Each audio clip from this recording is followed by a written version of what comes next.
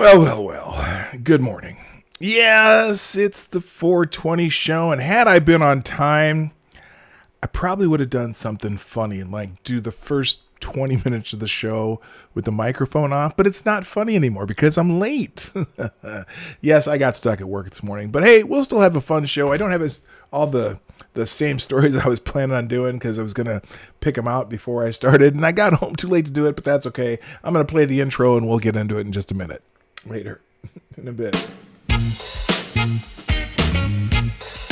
Ladies and gentlemen, coming to you live from the Lucky Dog Studio in a hidden location somewhere in the upper Midwest of the United States of America, it's a brother making his own way, but with all the wrong opinions. Welcome to the Morning Night Live with your host, yours truly, P. Dog Night.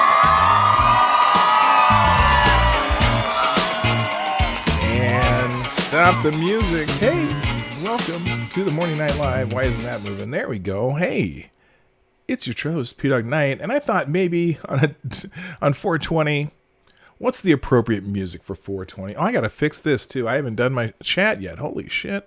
Hang on just a second. We'll fix this too, because that looks silly, and that just not what I want it to look like. So hang on a second. All right, let's fix this real quick. But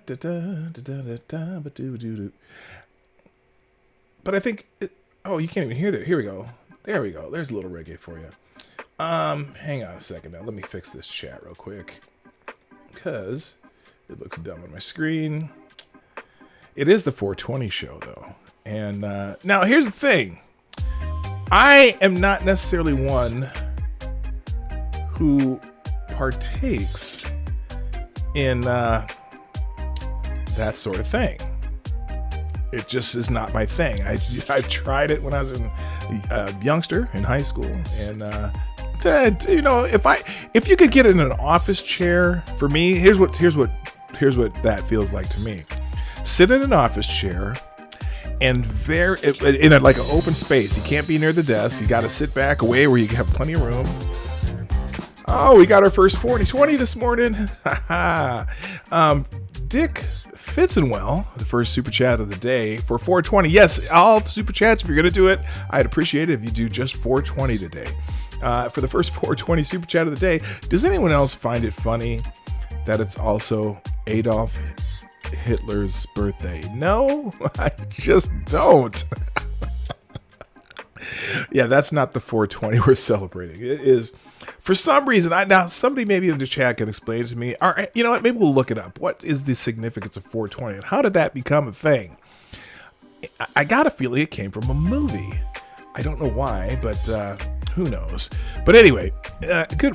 So let's do real quick. Let me get into the chat real quick. I know a lot of you have been here a while, but I still got to at least say hi to a few people, especially the first person in the chat today. Is this correct? Was it Stabbin' Joe Scarborough? You get the bell. How about that? And Renee Mayette? Mayette? You'll phonetically spell it for me. Good morning, Gunfox61. Rich. Oh, my friend from Down Under. Jack Fernstrom. D.I. Freighter. Mike Savage. Blarg. And good morning, Kesler. E. Michael. That's a new person. Yes, I do have Royalty Free music. And good morning, Jonas Peterson, Kesler, Shiagraph, Chi-Town Jay. This is Kyle. Jonas Peterson, what's happening? Good morning to Sean DW. And Jonas already said, let's see, the gayest person on YouTube. Yes. You said something earlier when I was texting or I was in the chat at work because I wasn't home yet. Oh, that's really loud, isn't it? I got to turn that down a bit. Hold on. I'll figure this out. But I thought, yeah, reggae is definitely the perfect music for 420, isn't it? Good morning to the Dead Kaiser and Pincalo, the Driving Ape Man. Good morning, John Connor. I'm sorry, not John O'Connor. John Connor. Advocatus Diabli, All You Need, Irish Rose, Mad Max. I think that's everybody. At least I've gone through the chat. Sapphire Dragon, that's a new person. Good morning. Oh, police code 420. Is that what that is? That's what 420 means? Let's see what Police code. I'm going to look that up. Police code. Oops, that's wrong. Police code 420 means, let's see here. Police code for money. Oh, wait a minute. Now Snopes has a thing on here. Now look, Snopes has an article on the origin of 420. So here's what we're going to do. We're going to read the Snopes article.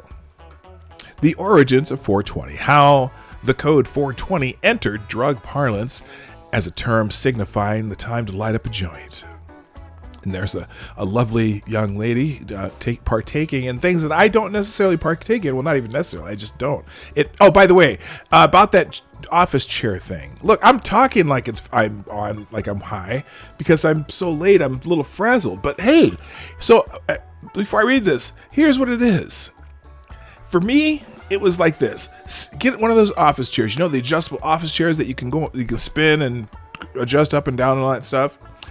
If you take one of those office chairs and put it in the middle of the room and just very slowly push your feet so that you slowly go in a circle, and do that for about 45 minutes, very slowly. And that's what being high was like to me. I didn't like it. I didn't like the spinning feeling. I didn't like it. It happened the first time I tried it, and then I tried it again like 4 years later. I didn't like it that time. So there you go. That is my experience with marijuana. I've tried it twice. Well, I probably tried it once other time, but it never worked out. So I never tried it again. I did not like it.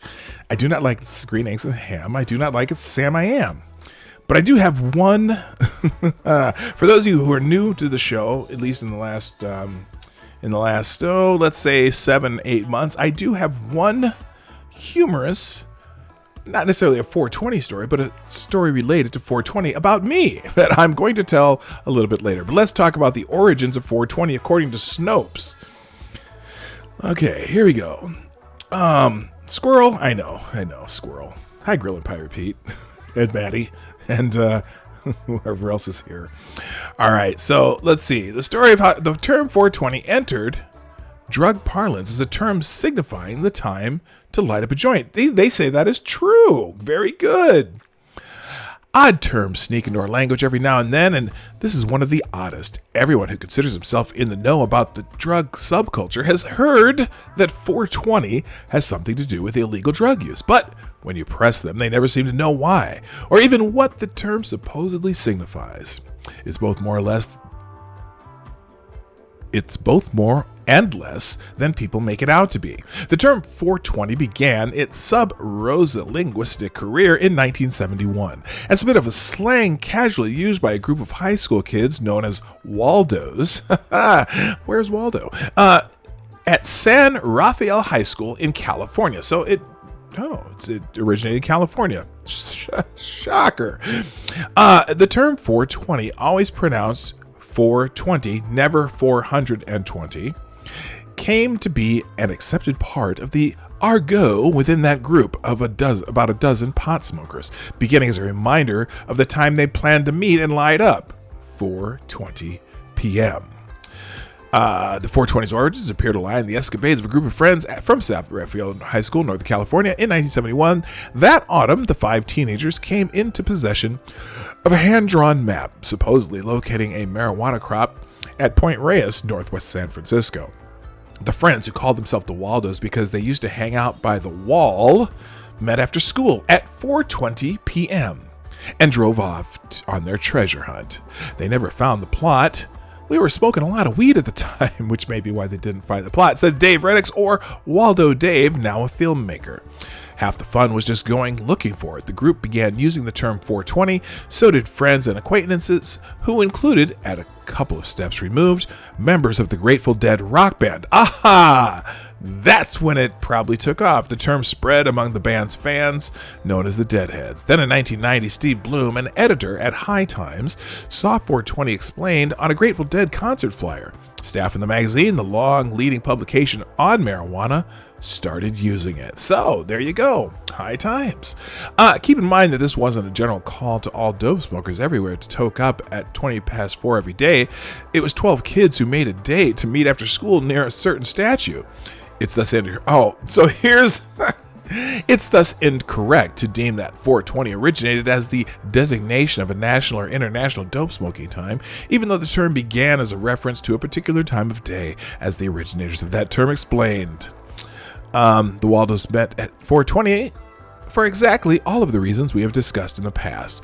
The time we got out of school was approximately 3 p.m. Some of us had after-school sports activities that lasted until after 4 p.m. There was just enough time to get back to the statue of Louis Pasteur to smoke and look for pond fields drawn on a treasure map. So, the athletes were even smoking it back then. By the way, I do have my drug of choice. The reparations coffee is at hand. Okay, so these days, 420 is used as a generic way of declaring one likes to use marijuana, or just as the term for the substance itself. Its earliest connotation of having to do with a time at a certain group of students congregated to smoke wacky tobacco is unknown to many of those who now employ the term. Indeed, most instead believe one or more of the many spurious explanations that have since grown up about this much abused short form. In other words, it's a game of telephone when it comes to the origins of 420. Here's one of these spurious forms. 420 is the penal code section for marijuana use in California. Nope. Section 420 of the California Penal Code refers to obstructing entry on public land. The penal codes of other states list different entries but for 420, but none of them match anything that have anything to do with marijuana. Okay. However, on January 1st, 2004, the governor of California signed that State Senate Bill 420, which regulates marijuana used for medical purposes. This bill comes years after the firm 420 was associated with marijuana, and indeed, its number likely was chosen because of the existing pop culture connection. This is the tail wagging the dog, not the other way around. Another spurious explanation is it's the Los Angeles or New York police radio code for marijuana smoking in progress. It's not the police radio code for anything, let alone that. Here's another one. It's the number of chemical compounds in marijuana. The number of chemical compounds in marijuana is 315, according to the folks at High Times magazine. Here's another one. April 20th is the date that Jim Morrison, Jimi Hendrix, or Janis Joplin died.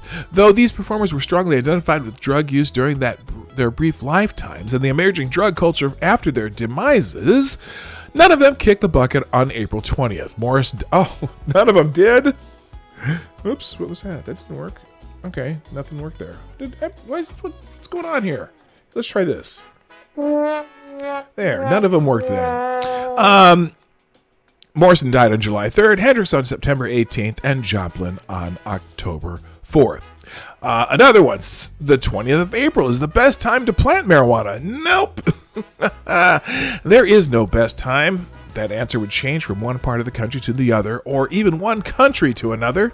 Another one, Albert Hoffman took the first deliberate LSD trip at 420 on April 1943. This was indeed the case. His lab notes back this up, but it wasn't the source of 420, just an oddball coincidence. For the pendants out there, Hoffman's first LSD trip, which was accidental, took place on 16th of April 1943. And then two more left. It's the code you send to your drug dealer's pager. Yeah, right. All drug dealers recognize 420 page as please be waiting at the corner with my baggie of wildwood weed. And finally, when the Grateful Dead toured, they always stayed in room 420. Untrue, says Grateful Dead production spokesman Dennis McNally. So, let's see. Spurious etymologies and uncertain definitions aside, 420 has slipped into a position of semi-respectability within the English lexicon. Various freewheeling cities annually celebrate Hempfest on April 20th. There's a 420 record label in California and a band called 420. Atlanta Sweetwater Brewing Company sells a 420 pale ale in supermarkets and opens its doors to the public at 4:20 p.m. Mondays through Thursdays. New York's 420 tour sells low-cost travel packages to the Netherlands and Jamaica. Yes. Highway 420 Radio broadcasts music for the chemically enhanced. And in 2001, the forreal.org website of the U.S. Department of Health and Human Services Center for Substance Abuse Prevention put out a public service document titled, "It's 420. Do you know where your teen is? It depends on how high the parents are. 420s are routinely slipped into popular movies and television shows. In Fast Times at Ridgemont High, the score of the football game was 42-0. Get it? 420. Huh? Gotcha.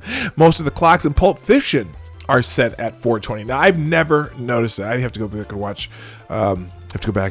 Pulp Fiction again, but not all. And when a kid receives the watch, it's set at 9 o'clock. And there are many other instances, so keep your eyes peeled. However, as amusing as it is to tie 420 to pot smoking and hunt for it in popular movies, the number has its dark side.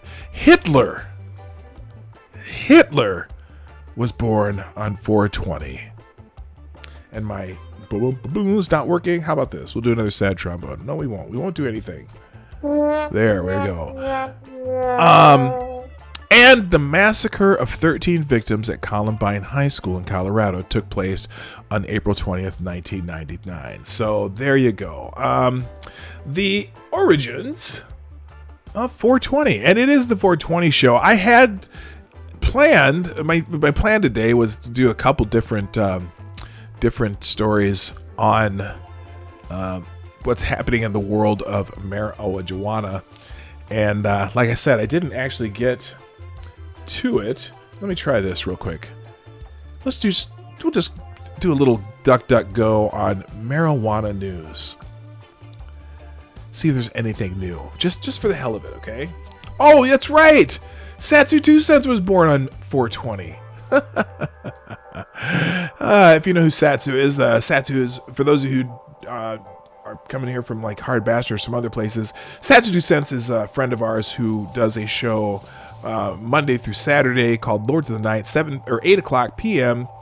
on either his channel, Ranting Monkeys channel, or Scribe Lights channel. It's a pretty good show. I love to watch it. I've been a regular there for almost 2 years now, and every once in a while I do a guest spot there. But it's a fun show. They just talk about the news of the day, and in a kind of a little bit different format. They just chat and talk about a lot of different things that are going on the news and on the internet.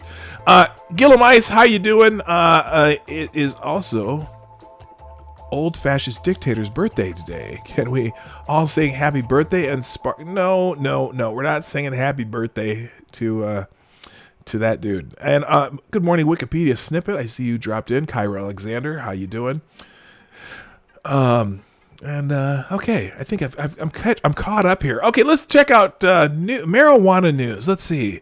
There was one other thing I was going to do. I was going to fix that. Let me fix this real quick, because I don't know why that didn't work. Let's go. We got to find...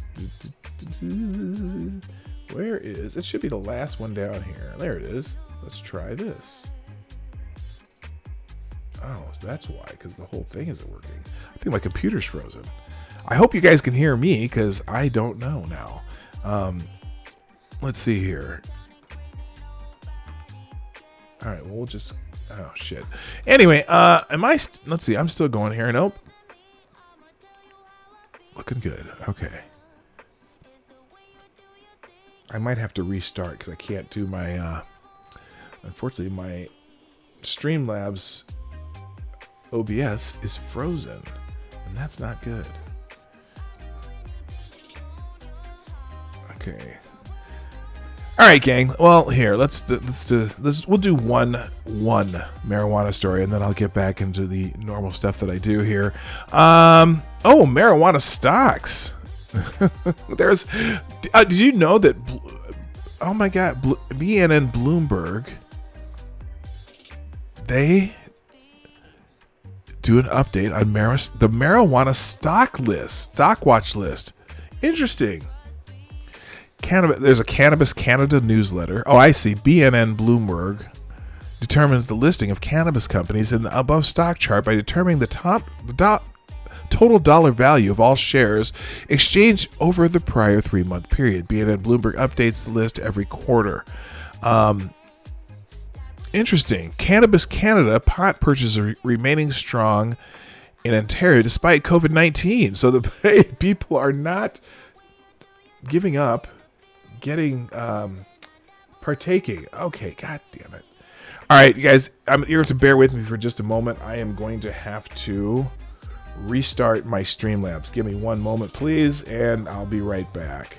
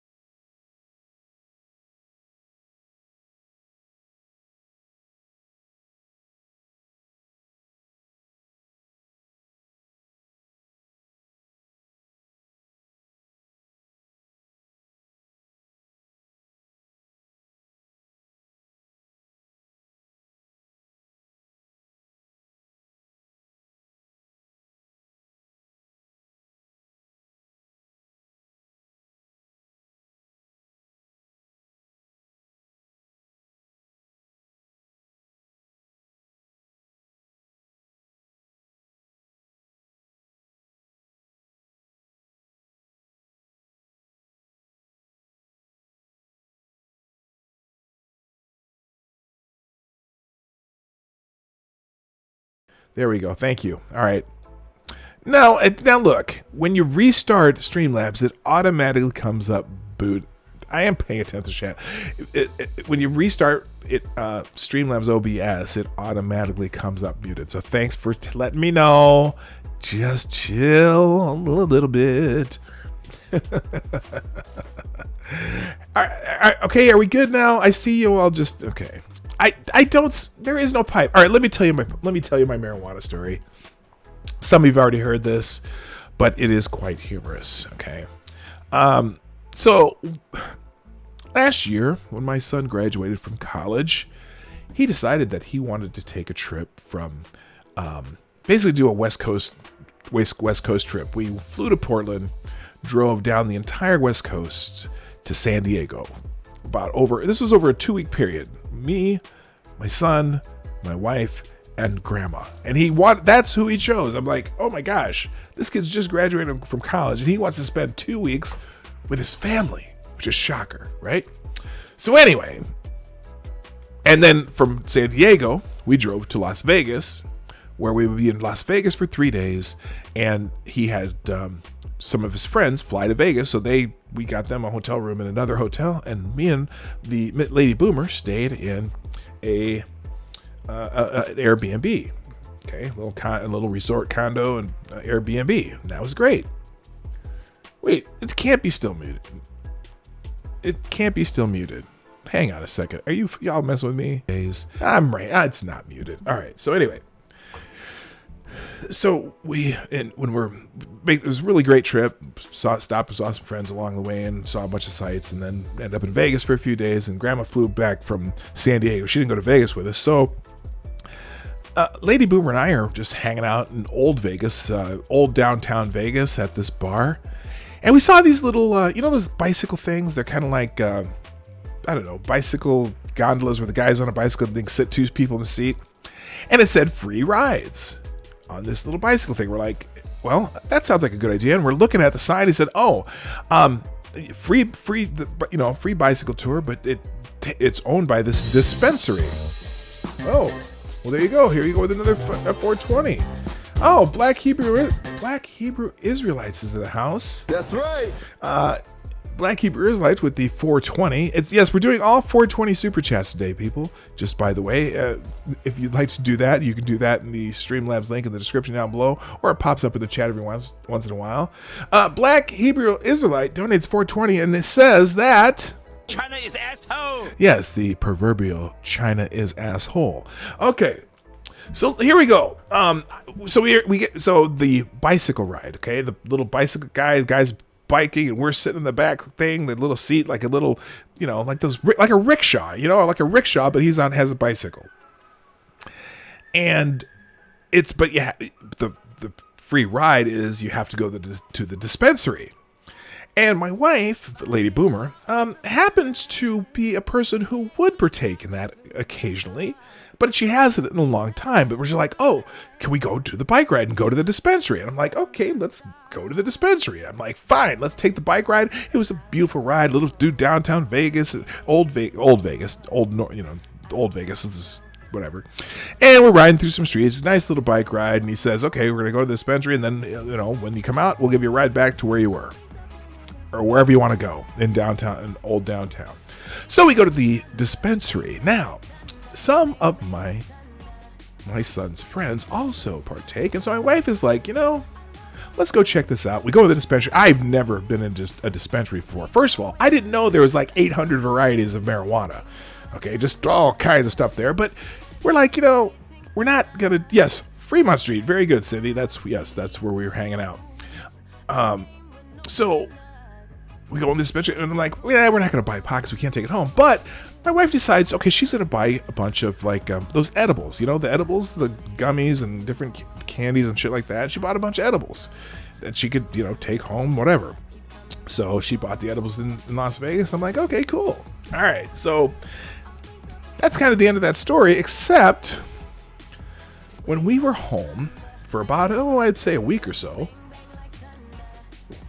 I got home from my the job in the afternoon, and then I train kids to play basketball, and so I had a kid that I had to train that night about say 6 o'clock, and I was home and I made myself some lunch and whatever, and then I went there was this bag of those Sour Patch Kids candies. There was a bag of Sour Patch Kids candies there, and I'm like, oh yeah, that looks kind of good. I'm gonna have, I thought I'd have a couple Sour Patch Kids because I was sitting there on my phone doing their Twitter, and I was like, okay, I'm gonna eat some Sour Patch Kids. And I'm eating these Sour Patch Kids, and some of them were tasted normal, but some of them tasted kind of weird. I mean, they were weird flavor. They were kind of good, but I didn't know. And so I'm eating the Sour Patch Kids, right? And I'm sitting there on Twitter, and all of a sudden I'm like, oh. I'm not feeling too good. I'm a little queasy. I'm like, I'm kind of tired all of a sudden. I'm like, well, I got about 3 hours before I have to go do my training with the kid. And I'm like, okay, I'm gonna go down and try and lay down because I'm getting a little dizzy. And I'm like, oh man, what is going on here? So I go up, go in the bed, lay down for a minute, but I'm like, oh my God, every time I close my eyes, I was having the weirdest dreams. I was having the dream that I was outside looking at at the yard, and the whole yard was like melting into itself. And I'm like, whoa, what the hell? I opened my eyes. I'm like, what the hell was that? Okay, I'm fine now. I'm kind of fine. I'm oriented. Okay, I'm going to try to sleep again. I'm going to try to go to sleep again. And like, whoa, it's the same thing. It looked like the thing was melded together in the stripes. And I'm like, I opened my eyes. I'm like, oh my gosh. And then it hit me. I get on the phone and I call Lady Boomer. And I said, Lady Boomer, you know that bag of Sour Patch Kids that was sitting on the table on the counter where I was eating lunch. She wasn't home. I called her at work. That bag of Sour Patch Kids, what was in that? And the only words that came out of her mouth was, "Oh no, you didn't." Yes, I did. And I could barely talk, and she was, oh my God, she was laughing so hard on the phone. She goes, "How many did you eat?" I said, "I don't know." "How big was the bag of Sour Patch Kids?" She's like, "Oh no." And I said, you know what? I can't move right now. I think I need you to come home. And you might have to make some phone calls for me because, you know what? I know that I am saying words right now. In fact, I asked her, I said, can you understand the words that I'm saying to you? And she's like, "Yeah, I can understand you fine." And I said, "Well, that's really good because I can't understand a single word that I'm saying. I can understand you, but I can't understand a word that I'm saying." She's like, "Okay, I'll be home as fast as I can. I'll be home as soon as I can, okay?" And so she gets home, and I'm still laying in bed. I still can't sleep. Every time I close my eyes, I do it. I'm like, I'm just going to leave my eyes open as long as I can. She comes in and says, and I said, "You know what? I need you to call my training client and let them know that I'm not going to be able to be there tonight. I'm not going to make it." Anyway, yeah. And so and this is like 5 in the afternoon, and I'm just completely trashed. And then so then she calls them and says, hey, he's not feeling well, whatever. And I told him a couple days later, the dad a couple days later, what happened. That that's not my thing. I never would have missed a training session for that. But then I work at UPS at like 3 a.m, and I'm thinking, okay, there's no way that I'm just gonna try to sleep. I'm gonna try to sleep. And it took me until about 8 o'clock to actually sleep, where I could just keep my eyes closed. I know what time it was for some reason, but I just couldn't sleep. So I went to sleep, but then I woke up and I'm like, oh my God, it's still there. I'm still high. So I end up having to call into work there, and then I slept the rest of the night, and I got up at about, oh, you know what?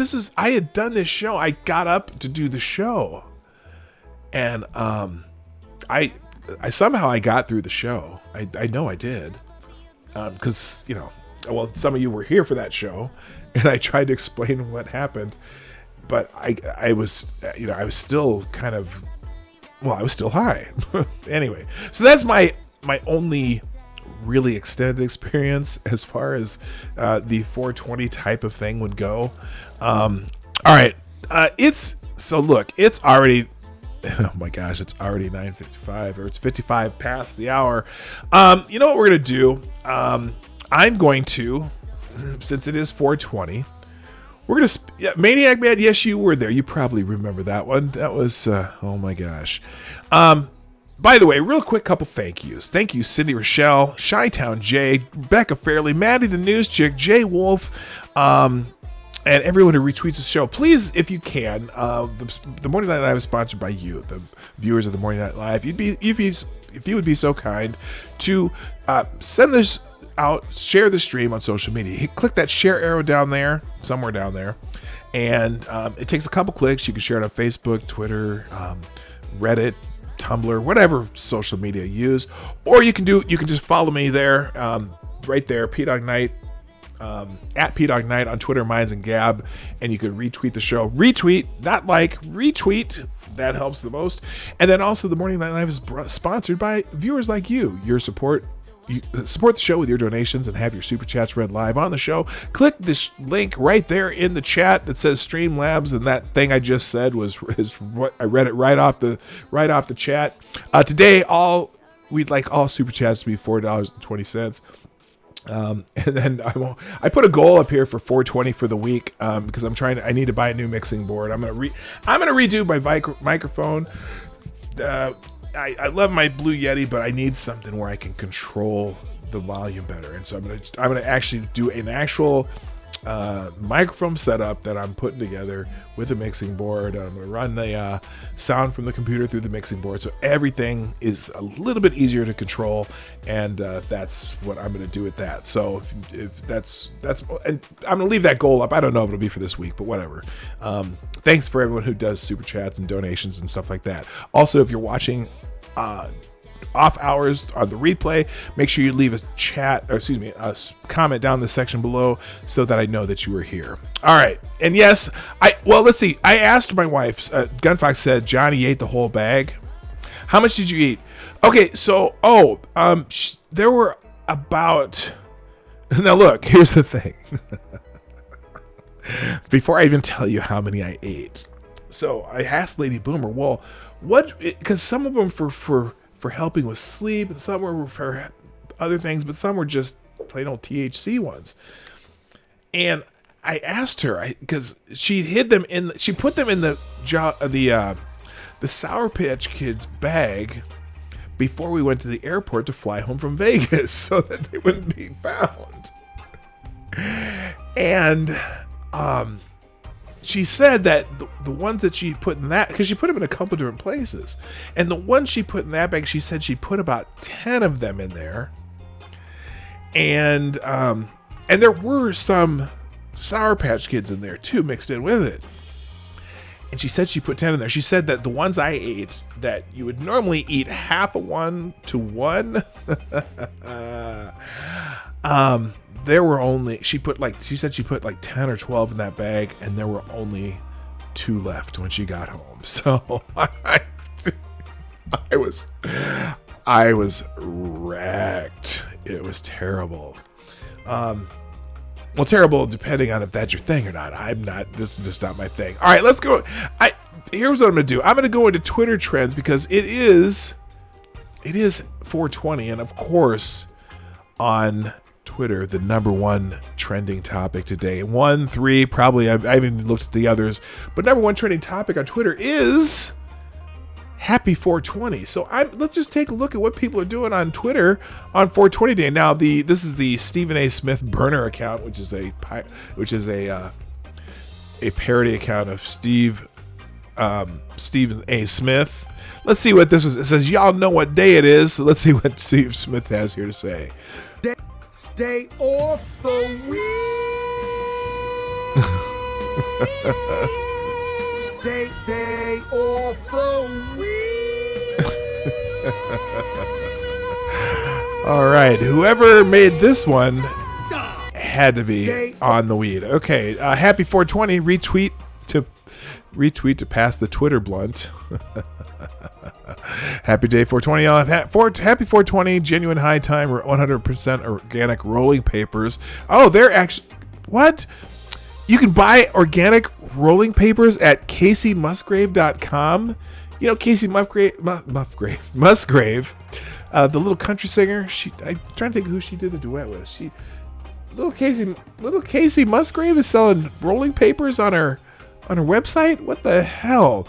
Let's see. Retweet if you're smoking weed right now. Well, I'm not smoking weed right now, sweet Ziggy Mahala. If you're not, you have 15 seconds to explain yourself. Well, never mind. African and Black history. Bob Marley talking about marijuana. Oh, let's listen to Bob Marley talking about marijuana. I'm sure I'll get a strike here. Here we go. But in this time, I mean, like, for instance, you're reaching a sense where you're strong enough, can take a little smoke. So when all them car pass, although you live in the city, you don't hear it because you're thinking differently if you just live so. Then, you know what I mean, the whole world confused you and you're worried and you don't have no time to think. I can't understand what you're saying. Herb is a thing that give you a little time for yourself you can live if you use it. The more you accept herbs, the more you accept Rastafari. You dig what I say? We who accept herb is important, but herb is more important to the people who don't accept it yet because that is the reality. I mean, it's not so it's something that you crave. But okay. Now, even though Marley has the Jamaican accent going, I think he might be a little high right now. But on this interview, you check it in your sense and say, herb is a plant. I mean, herbs are good for everything. It's good for everything. Why these people who want to do so much good for everyone, who call themselves governments and this and that, why them say you must not use the herb? You see? That's a good question. We check that and we can't find, we just see them just say, no, you mustn't use it because it makes you rebel. It makes you rebel. It makes people what? Chill. I don't care who the guy is. Because my right is my right, like my life. You know, all I have is my life. That means if I can say, I don't want that or I don't want this. All right. When I check it out, the biggest man was a baby one time. So I don't know where him get all of these big ideas, want to be rulers over people. All right. I have no idea what Bob's saying there, but there it is. All right. Thank you for the super chat from Shay Veerpussy. That's it. That's a weird last name, Veerpussy. Shay Veerpussy. Casey Muffgraves, you say? Yes, I did. I don't know if that was a Freudian slip or what. That was not intentional. Whoa, we got another one. Thank you, Cryptic, with another 420. With Snoop up in the house, in the hizzy. Cryptic with another 420. The more you say, the more good you think smoking them ganja. Did I say that right, Cryptic? The more you say, the more good you think smoking them ganja. Yes, exactly. That's thank you, Cryptic, for the 420. Today we remember the absolute legend. 420, happy 420. Who is this?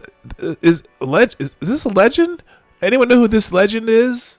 I have no idea, but he's certainly something from, I don't know, someone from the other side of the pond. Let's see. We got happy 420. Here's some political PSA outtakes. Oh, let's see this. And I'm running for Congress in Louisiana's 3rd Congressional. Okay. Are you selling some weed? It's true. Okay, I don't need to see that. By the way, here's my take on marijuana. I don't care. If people want to do it, they can. Well, except for Lady Boomer. We kind of said that she's not going to do it until it's legal. I think she might have broken that rule once or twice, but that's her rule, not mine. I was out of deference to me, but I think it's going to be legal up here pretty soon. I think it's going to be legal all over pretty soon. That's why I think the marijuana stocks, if there are any, like a marijuana mutual fund, I think that'd be something to start investing in right now. This guy, Vice's Slim Hendrix, shows you how to turn king crab legs into a do-it-yourself one-hitter. That's awesome. Okay, all right, that's enough of that. Check out our list of the 10 best stoner movies. Oh, let's do this. There we go. That's a good article for 420. All right, let's check out the 10 best stoner movies. I'm talking like I'm stoned, and I don't even. All I've been drinking is coffee. Let's check it out. The 10 best stoner movies of all. Okay, are there any gummies around here? I don't know what's happening with my voice. The 10 best stoner movies of all time, counting down Hollywood's highest achievements. Now, another 420 from Cryptic. I was gonna say a gay joke. Oh, hang on a minute. Cryptic with the 420. I was gonna say a gay joke, but I couldn't keep a straight face. Oh, and my sound effects aren't working. Yeah. There we go. All right. Thank you, Cryptic, for another 420. All right. Put a 1 in the chat if you think P-Dog is stoned. I'm not stoned. I swear. I came here straight from work. You can't. I don't do that. It's not my thing. All right. 10 best stoner movies. True Romance. What? Okay, now the pictures for some reason aren't showing up here. Brad Pitt's finest moment, hard to argue. He's barely recognizable as the burnout with the bong on the couch. The inspiration for James Franco's role in Pineapple Express. Nothing wrong with Patricia Arquette either. His Floyd is a sage. Whether he's mumbling at the TV or inviting a posse of gun-toting mob killers to smoke a bowl. Anyone here seen True Romance? I have not. All right, let's try the next one. It is Soul Plane. Yes, starring Snoop Dogg, the crown jewel of. There he is, right there. There's Snoop. The crown jewel of Snoop Dogg's cinespliforamic oeuvre. He stars as Captain Mac, the pilot of this airborne hoopty, flying the friendly skies with weed and shrooms diet. This is your Soul Plane chauffeur, Captain Antoine Mac speaking. Welcome aboard to NWA Flight 069 from the 310 to the 212. We fucking higher than Redman at the Source Awards. Stoniest moment, Snoop falls into the drug-induced coma, making the crew worry whether he's really Wilt Chamberlain dead or merely Tupac dead. All right, Bill and Ted's Excellent Adventure. Now, you know what? I thought they were I didn't think they were stoners. I thought they were just kind of out there California types. But anyway, Keanu Reeves takes up the permanent resident in the Stoner Flick Hall of Fame. Although not even The Matrix or Point Break took him this far into the zone, as he and his buddy go traveling through time, the blankness all over his face made people marvel at the subtle acting. Maybe it wasn't acting. Whoa. Stoniest moment, Bill and Ted go back in time to meet Socrates, a.k.a. Socrates, and blow his mind by philosophizing over dust in the wind. All right, there you go. Friday from 1995. One day in the life of Ice Cube and Chris Tucker, chilling on a South Central porch with a head full of smoke. Tucker is one dealer who doesn't mind getting high on his own supply. But remember, you don't want to smoke up Big Worm's stash because playing with this money is like playing with his emotions. Stoniest moment, Tucker teaches Cube the right way to inhale with the sacred law of puff, puff, give. All right, there you go. Number 6, Harold and Kumar go to White Castle. Yes, that is definitely a stoner movie. A candid portrait of the insanity of American society disguised as a slapstick romp about two men on a quest for the right burger. Because some nights, Burger Shack just won't cut it. Along the way, they face the question every stoner must ask at some point. Dude, didn't we come here on a cheetah? Stoniest moment, the cameo from Neil Patrick Harris, a.k.a. Doogie Howser, who turns out to be an ecstasy-crazed heterosexual. It's a sausage fest in here, bro. Let's get some poontang, and then we'll go to White Castle. The Doogie line always works on strippers. Number 5, How High from 2001. I've seen this one. Oh, my God. It's so bad. Method Man and Redman go to Harvard. How do I fail women's studies? I love bitches. After discovering a new kind of chronic that turns them into geniuses. Their secret, using the ashes of their dead friend to fertilize their weed crop. Ooh, that's a little harsh, but you know. Stoniest moment, when they run out of their stash, Meth and Red dig up the body of John Quincy Adams and smoke his bones. Okay. There we go. Number 4, Cheech and Chong's next movie. I was wondering how high the Cheech and Chong movie would be. No pun intended. No, the pun was intended. It's hard to turn a stoner comedy into a franchise. Those require a little too much follow-through, but Cheech and Chong pulled it off with the immortal trilogy of Up in Smoke, Cheech and Chong's next movie, and Nice Dreams. Like The Godfather and Star Wars trilogies, this one peaks with Chapter 2, with some help from Pee Wee Herman. Man, if you had a second brain, said Cheech, it would die of loneliness, man.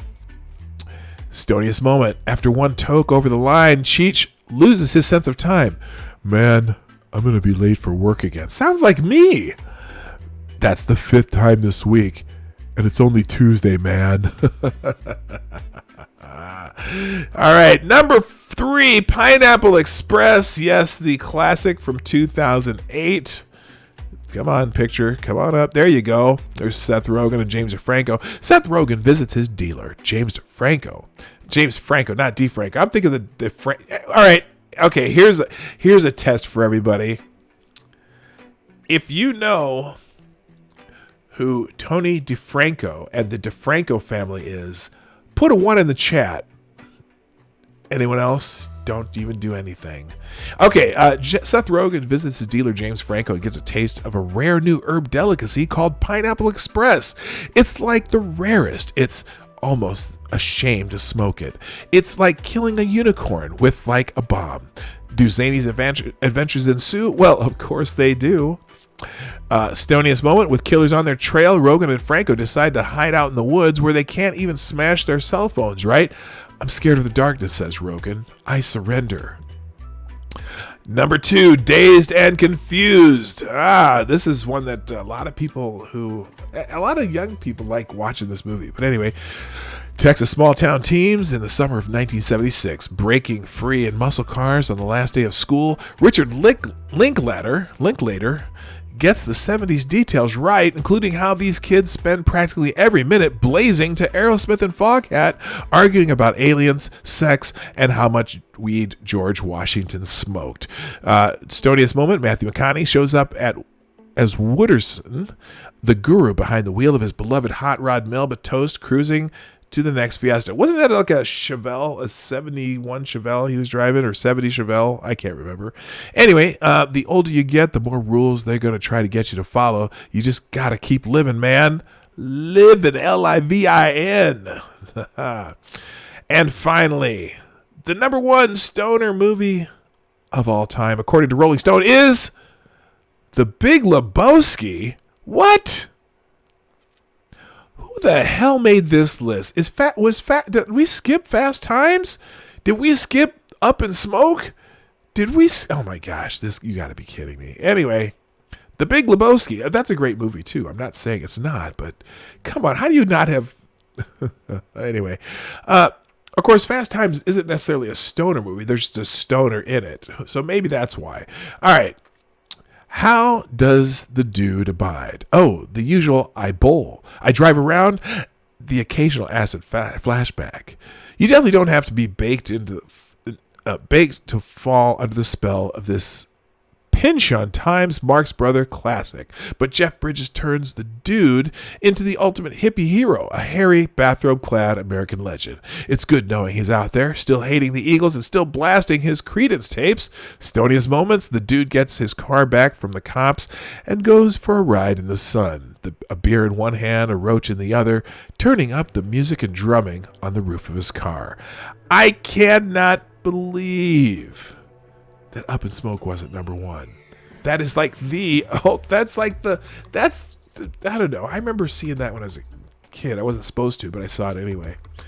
James Colley says, to understand the killer dog, you have to understand who the killer was. He was born to a three-legged bee of a mother, and the killer was ashamed. Now enter this man, Juan Escobar, big-time drug runner. Now, what movie is that from? I haven't seen this.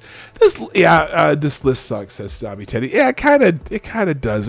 If Up in Smoke is not number one and no Fast Times, even though Fast Times wasn't technically a stoner movie, there was plenty of Spicoli being a stoner in it. So I just don't get it. I just don't get it. Anyway, all right. So there's our happy 420 memories. I don't know what happened to the rest of my stuff. Let's see if there's anything going on. You know what? Here, I'm going to get caught up on all the news tomorrow. There's quite a few things. Hello, Mick Schwartz. That's a new name. Hello, Mick Schwartz. I've never seen you here. I'm glad you are. Now, you might have been here on the day when I had like 150 people here, and I was just really not. I had no idea how to keep up with everybody. But I'm glad some of you are here. I'm glad all of you are here. What am I saying? Anyway, all right. It's that time. I apologize that I was late today, but we got to get into the Twitter trends because that's just because. Oh, but before I do, there's absolutely one clip that you need to see. If you haven't seen it, this is the clip of the day. And because a lot of people are really mad at Congressman Dan Crenshaw, but this little clip from the Bill Maher show,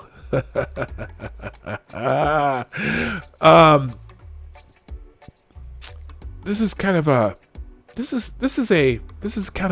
a Bill Maher getting wrecked moment. It's a few minutes long, but we're gonna watch it anyway. This is a great clip because he was warned. This did not have to happen. Okay, so they're talking about Alex Azar, his Health and Human Services guy. January 18th, he warned him about this, and again on January 30th, Trump said he was being an alarmist. Peter Navarro, somebody else who talks to so Trump Bill Maher and is talking to Dan Crenshaw about why the president just waited too long. He didn't do anything right. He's not I don't know if he used the blood on his hands line, but listen to the answers that Dan Crenshaw gives, because it's a lot like how I feel. Everything's in context based on time and space. Told him directly January 29th, you got to get ahead of this. Yeah, Navarro. Who's Navarro? Peter Navarro. Is Peter Navarro a scientist? Or is he? I don't even remember what part he is. There were lots of opinions back at the time. And if you only single out the one that was right, what are you? You are called. What do I call those people? I call them armchair Elways, because it's always easier to find the right receiver on the instant replay. All right. February 2 days 10th. later, 2 days later, he implemented a restrictive travel ban from China, which he was widely criticized for. That same day, on January 31st, Nancy Pelosi proposed the No Ban Act, which would be congressional limitation on what President Trump's actually able to do with that travel restriction. Okay, but he lies about that. First of all, he How didn't. does he lie about it? What do you mean? He said he stopped people coming in from China. He did not. He said did. he was ahead of it. 43 countries did it before we did. There are still people coming in from China. He only stopped foreign nationals. Yeah, okay, let me address that, because I know that's what people are saying right now. But the reality is, it was about 40,000 people came in after that. These were U.S. citizens and green card holders and passport holders being repatriated. U.S. citizens. So you have to make the argument then that we shouldn't allow them in. I mean, it sounds to me like you're fully agreeing with President Trump on this when everybody else disagreed with him. And if you're saying that you wish that Poor Bill Maher. Bill Maher has extreme, no idea how okay, to deal with fine. this. You apparently had the foresight back then, but when nobody else did. But the fact is, if Joe Biden was in charge at that moment, he's already said he wouldn't have done it. He criticized it at the time. Nancy Pelosi actually proposed legislation to stop it. Okay, but people are still coming in from China. It wasn't just foreign nationals. People are still. Let's get off that. The people. Oh yes, they are allowing diplomats. They repatriated Americans, and they all had to go on a 14-day self-quarantine. Okay, right on. Let me just go back to the timeline for a minute. February 10th, after these warnings, he says it's going to go away in April with the Best heat. information we had at the time. Because It was he had all a- being. February 25th, he goes to India. This is 4 days after the White House Coronavirus Task Force said we're going to have to lock down the country, and Dr. Nancy Messonnier, who's in charge of the Center for Immunization and Respiratory Diseases. Wait a second, let me just finish. Oh, She let's make announced 17 this on the points, so I have to 26th. answer them all. He on the 25th that we're going to have to lock down the country. He said the next day 15 people have it, and it's soon going to be close to zero. March 6th, he said anyone who wants a test can get it, which is still completely, That was the plan. completely As you wrong. go forward, because you mentioned February 25th. The day before, February 24th, that's when the administration requested $2.5 billion from Congress to fulfill, CDC, NIH, and FDA funding to combat the virus and the potential spread of it. What happened right then? I'll tell you, because I was in Congress, but I know what happened. Did we vote on a supplemental funding bill? Nancy No. Pelosi held it Did for we a wait week. days to vote? No, still didn't vote on it. You know what we voted on later that week? Nancy Pelosi, the only thing she would put on the floor to vote on was a bill to ban flavored tobacco. That's what actually happened. It was only a week later that we actually voted on the supplemental funding that the administration requested. Your criticism appears to be based in one thing, that Trump was overly optimistic. That's his style. Again, you can criticize it. That's fine. But it's not connected to the actions that were actually taken. Because if I back up even further, February 14th, the CDC announces ongoing work with 5 laboratories to perform community-based influenza surveillance and study the spread of the virus. We're in a fact-finding mode in February. People forget this. We weren't. Oh, but we were. Because they still didn't. There was so much they didn't know. Oh my gosh. Poor Bill. Poor Bill. In February, this Who's lost getting month. The But world it's really not. That's an easy and cheap accusation because there's no big, bold moves taken like there was in January or like there was in March. But the reality is our government was working to create that test. Now, did they work as fast as we would have liked? No, of course not. No, in fact, the first test failed. But why was that? Because China didn't send the details on what they didn't tell them any samples of the virus. A lot of reasons for that, which I'm happy to go into. By March 3rd, there was only 102 cases in the United States. And yet I'm hearing criticism that we should have been locked down weeks earlier. But would you think the American people would have accepted that with only 100 cases in the United States? Italy didn't lock down until March 10th. They would have called him a dictator. But now they want him to have been a dictator, except when the state's opening up, because if he says the state should open up, then he's being a dictator. But they don't want him to be a dictator, but they wanted him to be a dictator before, when he wasn't a dictator, when he should have been a dictator. I hope you followed that. Not until March 14th. UK, not until later in March. Places like Sweden never locked down. And so I provide all of that context as we try to basically accuse this man of well, he's being accused of having blood on his hands, and context is so important here. Context. Well, it is. And also, it's not just about being optimistic, it's about being right. The world was aware of this. And since when does America take its lead from Italy and Spain? Well, because those were where the outbreaks were happening. I understand. Right? Oh, I'm pointing it out yeah. again for context. But- if we're going to criticize somebody's actions, we have to do it in the context of the facts they knew at the time. And so I'm just trying to be fair here. That I You always know which receiver was open in the replay. Ah, yeah. don't really care about defending him or his actions. I just care about letting people know the truth. And when people make these accusations, I have to ask them a question. Is the goal to make Trump look bad, or is the goal to get to the truth? Because there's two different sets of answers for that. Okay, but sometimes they converge. Sometimes the truth is that somebody who says, I If have they a converge, hunch, they converge. I have a hunch this is going to go away. And based on the idea that they knew the cases in the United States, they thought they could contain them. Not that we didn't know that the non-symptomatic, asymptomatic people could spread it everywhere. Because we weren't told that yet. They didn't. China had an idea, but didn't say is nothing because they didn't want to look bad. Because there is save face culture. Is that someone you would want to have served with? I mean, my God, I don't Yeah, understand well, again why actually- someone with your resume, you were in Fallujah for God's sakes.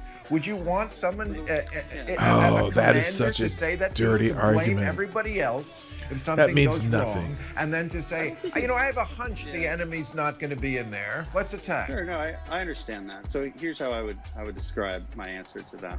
When bullets are flying past my head, I don't need to raise my voice. And I write about this in my book too. Calm breeds calm, panic breeds panic. Being an optimistic, and exuding positivity and calmness in crisis is exactly how we ask our SEALs to lead. Now, I'm not sure I see a lot of evidence for blaming others, maybe blaming China, although there's a lot of evidence for that. So maybe that's a good place to play blame. But I haven't did it seen last Trump week. Blaming, Good, Bill. You did good. Democrats here, he's exposing hypocrisy, and maybe we're confusing that with blame. But no, I mean, again, calm breeds calm, and that's how we would lead in the SEAL teams. All right, so that was the clip from I Did Want to Show today. Let's do a quick exploration of the Twitter trends and get the hell out of Dodge. All right, on the header of the Explore tab, oh, shocker, it is coronavirus. China is asshole. Apparently, more European countries are easing restrictions. Total number of global cases has surpassed 2.4 million, including more than 165,000 fatalities. More than 630,000 patients have reported to have recovered. Germany begins lifting some restrictions. New cases in Australia continue to decline. South Korea maintains less than 20 new cases per day for more than a week. India sees highest spike of new cases. U.S. death toll approaches 41,000. And let's see, cases top 2. Okay, that's the same thing on Bloomberg Politics.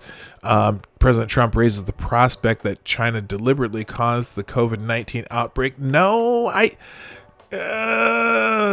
don't think he said that. I guess I didn't see the update, the whatchamacallit, the briefing yesterday. All I think they said is that could have came from that lab because they may have been studying the virus in that lab and it accidentally left the lab. I don't think China deliberately caused the outbreak, but hey, who knows? There's going to be an investigation. Cases in Singapore jumps. Hong Kong reports no new infections. Okay, so that's all good news. The curve is finally flattening out for the United States. We're still, if you look at the old worldometer,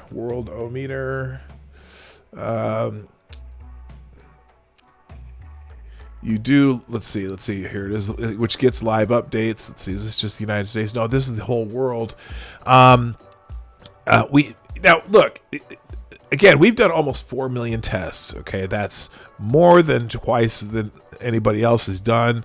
But we have, per million population, we're still not in, I don't even think we're in the top 10 yet. Where's the United States on here? It should be, yeah, we're down here a ways, but still 11,000, almost 12,000 tests per million. The thing is, there's not really a big correlation in testing and actual cases, but some places that are doing more tests are finding out that there are a lot more asymptomatic people than they ever knew there were before. So it's and that's an interesting fact, just that there's a whole bunch of people who probably already had it. It depends on how and had no symptoms. Had the virus and had no symptoms, so it's going to be interesting to see how that plays out. Anyway, let's get into the trends today. We already did Happy 420 Day. We're going to skip that. Let's do a quick Monday motivation. What's at the top of Monday motivation? Quick $500 to somebody who retweets this within the next 12 hours. Must be following Live, Beasted, and myself. I'm going to pass. I'm not sure. The only one that I probably would consider doing that would be following Bill Pulte, because he's always giving money away. But even then, it's just, I don't know, it seems kind of thirsty to me. Let's see. Monday motivation flashback. Tina Toon for today. The corn is ripe for harvest. Terror in the Comey fields. Durham coming. Okay, this is clearly something to do with what's coming. What's probably going to be happening. Oh, they even have a little animation there. It's going to be interesting to see what happens there. Let's find, let's see, during the loneliest, okay, Adam Grant. I don't know, who's Adam Grant? I know this name. Anyway, he says, during the loneliest week of my life, I made a list of people who mattered most to me.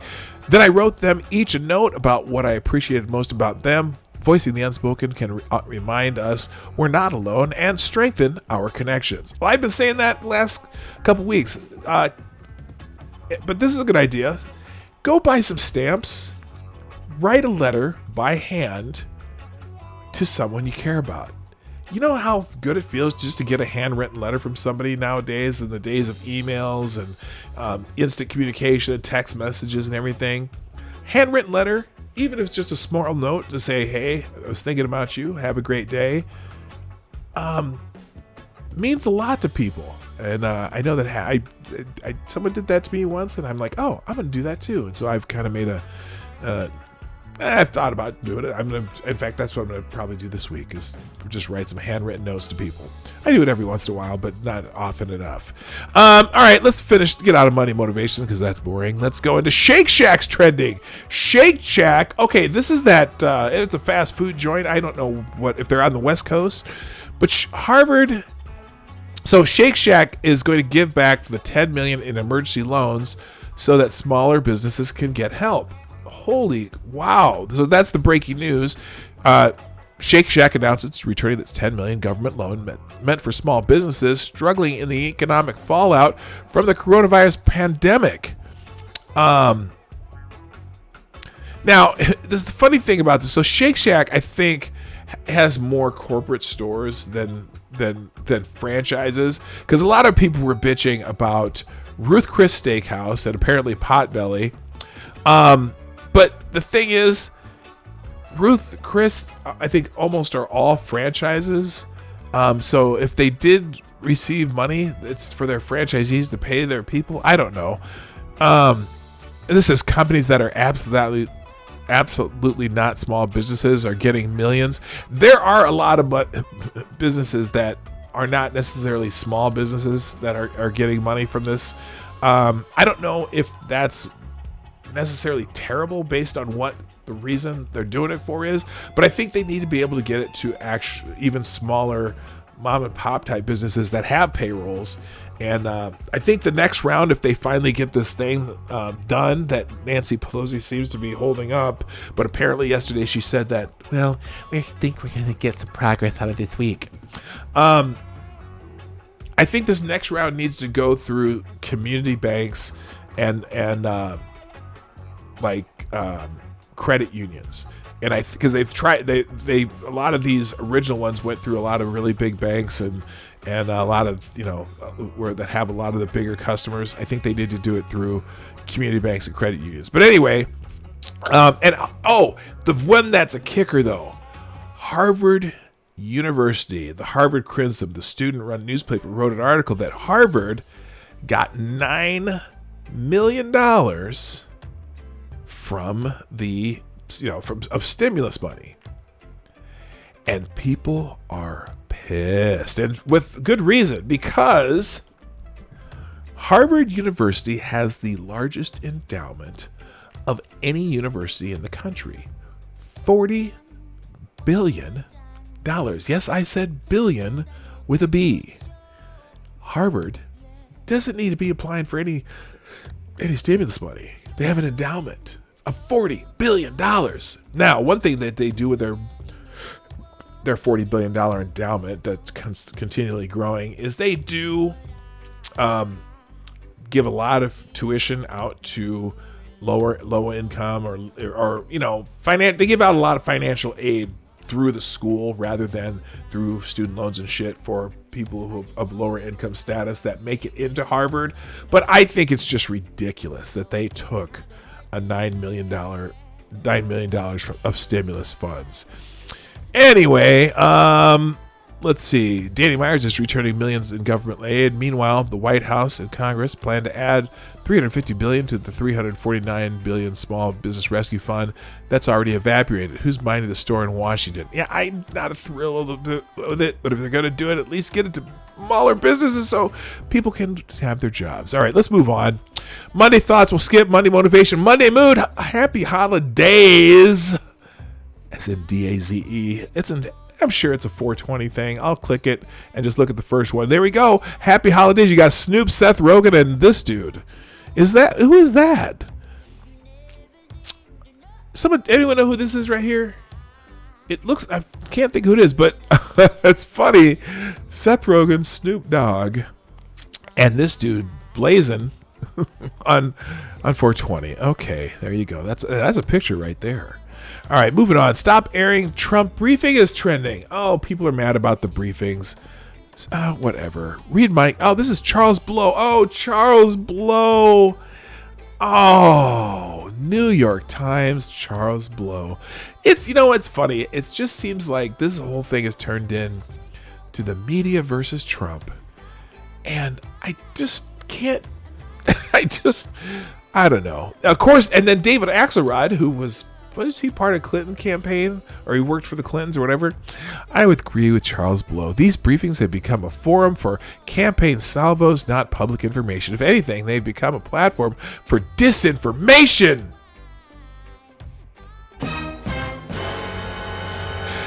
Even POTUS seems to concede the other day that they are substitute for his rallies. No, he didn't.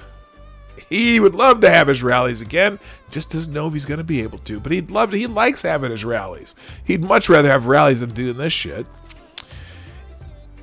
Ron Fournier, he's a journalist and anti-Trump guy. In 2016, Trump stormed the castle by outwitting the media gatekeepers, exploiting their need for content and access, their intense hunger for ratings and clicks, their economic hardships and overconfidence. It's all happening again, according to Charles Blow. That's part of the article. I'm not reading it. Charles Blow's I can't stand Charles Blow, to be honest with you. Moving on. Pat Patriot. Pat Patriot is trending. Patriots hope to bring back red jersey with Pat Patriot helmet. Oh, they're gonna bring back the old Patriot uniform, kind of a throwback thing, but not until NFL changes rule. I don't know what the rule is. Anyone know what the rule is? Are you kidding me? I never liked the color rush look and thought we were getting royal blue or Pat Patriot throwbacks. Okay. Should have gone with this white helmet instead. Then, while no Pat Patriot, the white would have been great with the red shirt. Okay. So they're going to go back to the old Pat Patriot logo. Huh. Yeah, that's definitely throwback. All right, moving on. Katie did. You are so right. Yeah, Axelrod never led disinfo campaigns. Oh my God, he's like, oh, Axelrod is terrible. Anyway, Drip Bayless is trending. Oh God, what did Skip say? Drip Bayless strikes again. What did he say? What did Skip? Oh gosh, what did Skip Bayless say? Motherfucking Skip Bayless. Ready to talk real goat now on Undisputed. Okay, no. Okay, everyone. What? Okay, what is? Oh, I see what you're going here. Oh, he had his mic. He's got his Jordans on. That's why. Ready to talk real goat on Undisputed. He's got the Jordans on. Got the Jordan gears. Oh, he's all Jordaned up for the. Oh my goodness! And some people are going to be like, "But LeBron is better. But LeBron is better." On Monday, and It's Monday and Drip Bayless, not Skip Bayless, is trending. Undisputed Last Dance. Oh, that they're gonna hate on him for saying Jordan's better than LeBron. I'll say it. I'll say it. Jordan's better than LeBron. Look, LeBron is one of the greatest players of all time. But I'm still putting Jordan in front of him if you're a basketball person. All right, NYC Pride. Now, this is going to be interesting. The moment they announced NYC Pride is being canceled. So they're canceling New York Pride for 2020 because of the corona apocalypse. New York Pride canceled. Okay, well, I'm devastated. Okay, moving on. Land Free is trending. Number after that. Land Free are the same idiots that went nuts when they saw this. My constitutional rights are essential. I'm not sure what Land Free is. This photo will be in future history textbooks. Karen, the land-free paint chips snacker, yells, "Go to China," to a nurse who, in a few weeks' time, will likely be helping to intubate her dumbass, all while recreating the iconic Tiananmen Square photo from China. Yeah, I don't think so. But some of these, the people out protesting in various states, some of them. Now look. Let's take Michigan, for example, where they restrict what you can buy in the stores that are open, like garden seeds. Like people who want to do a vegetable garden, you can't buy garden seeds. Why? Does anyone have a good reason why you can't buy garden seeds? I don't think you can buy paint either. It's like if you're going to be stuck at home, you might as well paint a room. Right? If you're going to be stuck at home, why can't you paint a room? It's just crazy. But anyway, the Land Free Go to China folks want you to know how important it is for them to be able to do what they want with their bodies, freedom during the pandemic. But fuck you if you need an abortion or decide to kneel in protest during a football game. Hey, Brooklyn Dad Defiant. Now, he's one of those super, super anti-Trump people who shows up a lot. And it's like, oh my gosh, Land Free of all selfish morons who only yell about my authority, my privilege, while having no intent to respect anyone or anyone else. Rules for thee, but not for thee. Interesting. Conservatives just obey authority. Conservatives, it affects me now, so I don't believe in obeying authority. Oh, is that what it is? I don't know. You know what? Do we infringe on your right to protest though? Do they? That's not something I've seen, but that's what all the. Now this is this is the Land Free lady. Okay, that's why it's trending. Yeah, this is dumb. You know what though? The protest where they were blocking a street. I think someone said they blocked an ambulance or something, but I'm thinking, you know what? I think they got out of the way for that ambulance. I mean, it's not like, I don't know, the people who are protesting this aren't necessarily protesting the doctors. They're protesting the government for restricting certain things they have no reason to restrict. I don't know. So she's trending. Oh, isn't that cute? And these people are all going to be dead. We own the libs. Yeah, we did. You know what? If you're really paying attention, I don't think so. See, well, never mind. We'll get into this tomorrow because I'm not going to talk about it. I've tried to stay off this tomorrow. Good Monday's trending, skipping. Go to China. Trump says U.S. wants investigators to go to China. So go to China is trending. Okay, this is because that dumbass told her to say go to China. No. Karen yells at the healthcare worker, go to China if you want communism. Well, yeah, okay. Imagine screaming, go to China if you want communism, and a doctor whose calling was to attend to the sick and help save lives. Well, he's not saving lives by standing in front of this truck. And I hate, you know what? His rights to protest her right to protest what she's protesting. I don't care. But yeah, that's the people yelling about the Karen, or whatever her name is, the Land Free lady. All right, Kagan is trending. We're almost done with Twitter trends. It's almost time to go. The arrangement of justices in Ramos feels like some sort of LSAT logic puzzle. Breyer can join Gorsuch in only 2 sections and Kagan in 3, but Gorsuch and Kagan can only join in 1. If Thomas always writes alone, how many concurrences must Sotomayor have?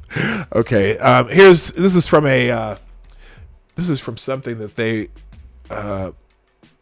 wrote. Justice Thomas concluded that Ramos' felony conviction by a non-unanimous jury is unconstitutional because the Sixth Amendment's protection against non-unanimous felon guilty verdicts applies against the states through the Privileges or Immunities Clause of the 14th Amendment, not the Due Process Clause. Gorsuch announced the judgment of the court and delivered the opinion of the court with respect to Part 1, 2, blah, blah, blah, which Ginsburg, Breyer, Sotomayor, Kavanaugh, JJ joined. An opinion with respect to Parts 2, B, 4, B, F, V, 5, in which Ginsburg, Breyer, and Sotomayor and JJ joined. And an opinion with respect to Part 4A, which Ginsburg, Breyer, JJ joined. Sotomayor J filed an opinion concurring as to all but Part 4A.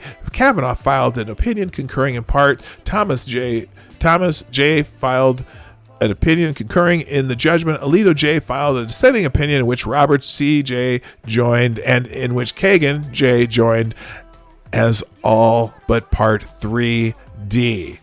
Perfectly clear. What are they talking about? Moving on. So Kagan's trending. And finally, Neom. I don't know what that is. Oh, something Mike Curtis just popped in here. We got Neom Live, people. Okay, that's some music thing. I don't care. And then Mike Curtis is trending in NFL. Happy birthday, George. Who is George? Happy birthday, George is trending. No wonder if they could have George Takei and George Andre of the Dallas Cowboys. Happy birthday to 2 Georges. Is that why they're saying that? Happy birthday, George. My sunrise from Nova Scotia, Canada. Oh, it's George Takei's birthday. Mr. Sulu. Happy birthday, Mr. Sulu. Now, he's kind of a nutbag now, too. But you know what? I was a big Star Trek fan as a kid, so happy birthday, Mr. Sulu. And on that note, I think it's time to go. I'm so glad we've had this time together, even though it was a little bit short because I was late. But hey, it's kind of appropriate that you'd be late on 420, isn't it? I mean, not that I do that kind of stuff, but I just, it's 420. I can be late. Y'all, thank you so much for being here. The Morning Night Live is here Monday through Friday, 10 o'clock Eastern, 9 o'clock Central, 2 p.m. GMT for people in other parts of the world. I think... Oh, check the hashtag. Let's do a quick hashtag check. Someone asked me that. Check the hashtag. I didn't do it yet. We'll do it quick because I got to go.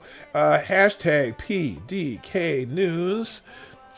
And let's see what's on the hashtag. I hope there's no naked people. Woman gives birth during car crash and they can't find the baby. Oh, my God.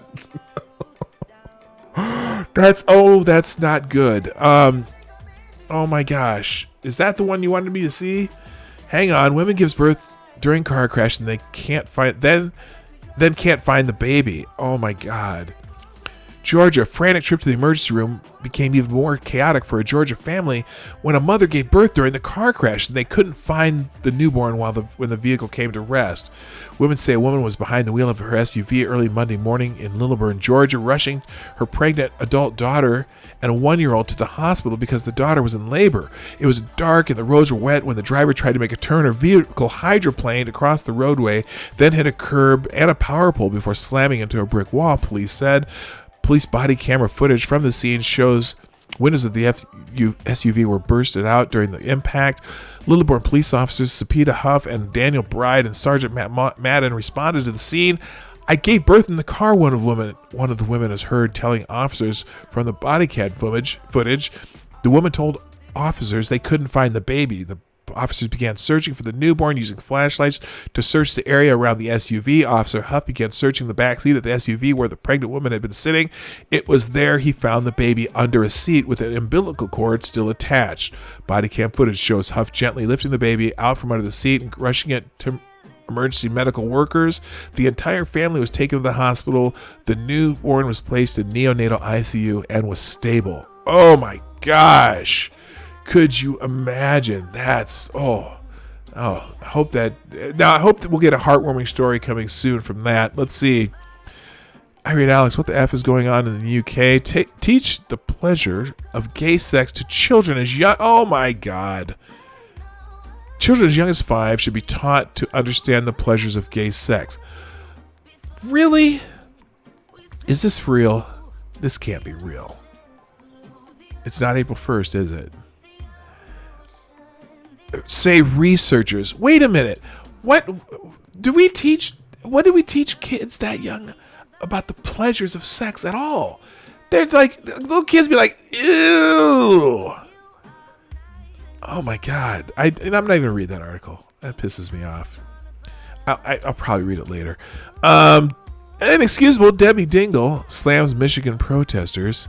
Congresswoman's condemnation came after thousands of aggrieved residents descended on downtown Lansing. Debbie Dingell, the widow of former Congressman John Dingell, who's appointed his spot.